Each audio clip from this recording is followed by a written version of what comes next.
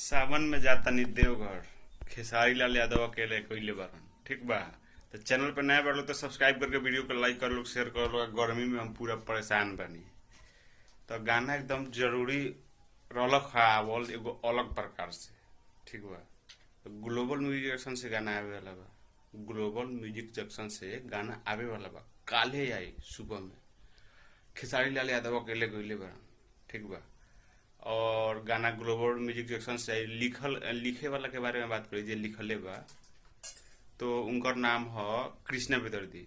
Music director के बारे में बात करी तो उनका नाम है आर्या शर्मा। जाहिर सी बात बा। तो कल सब कुछ तो बताइए देनी वीडियो में जो काम कइले बारी उनका नाम है माधवी लौड़े। लॉ जो हॉल वाला नहीं होता है वह वाला है। ठीक है।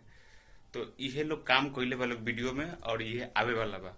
तो अपडेट क्वेश्चन लगल कमेंट कर लो। चैनल पर नया बार तो सब्सक्राइब करके वीडियो को लाइक करके शेयर कर लो। हम मिलते हैं नया वीडियो में, तब तक